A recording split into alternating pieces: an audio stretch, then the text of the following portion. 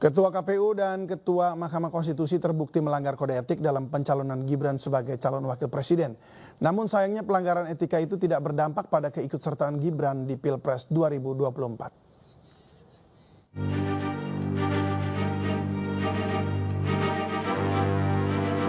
Lengkap sudah pelanggaran etika terkait pencalonan Gibran Rakabuming Raka sebagai calon wakil presiden mendampingi Prabowo Subianto.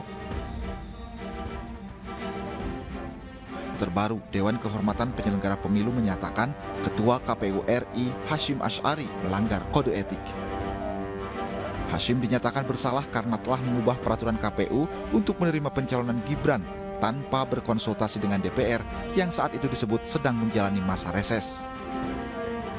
Hasyim Asy'ari dijatuhi sanksi peringatan keras terakhir, sementara 6 komisi KPU, yakni Aujus Melas, Idam Holik, Yulianto Sudrajat, M. Afifuddin, Farsadan Harahap, dan Betty Epsilon dijatuhi sanksi peringatan keras.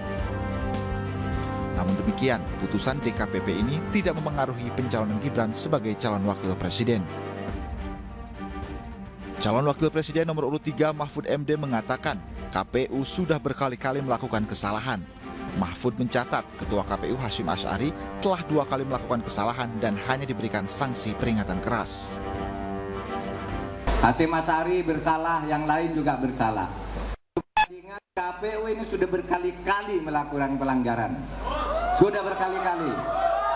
Banyak sekali. Kalau kita beritahu hanya diperbaiki gitu, lalu tidak ada perbaikan ke berikutnya. Ini kesalahan yang berikutnya. Dan Saudara Hasyim Asy'ari itu salahnya sudah 2 kali peringatan keras.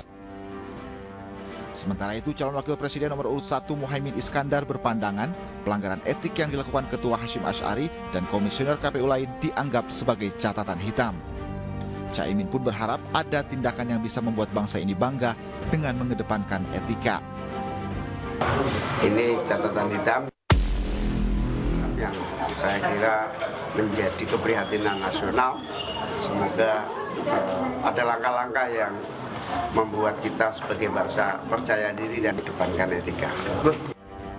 Langkah Gibran Rakabuming Raka sebagai calon wakil presiden memang tidak biasa. Gibran yang usianya masih di bawah 40 tahun lolos sebagai cawapres setelah Ketua Mahkamah Konstitusi Anwar Usman mengabulkan gugatan syarat minimal usia calon presiden dan wakil presiden. Saat itu, Anwar Usman yang juga paman Gibran memutuskan usia calon pencapresan boleh di bawah usia 40 tahun, namun harus sudah memiliki pengalaman sebagai kepala daerah. Atas putusan ini, Majelis Kehormatan MK menyatakan Anwar Usman melanggar kode etik. Anwar pun dicopot dari Ketua Mahkamah Konstitusi.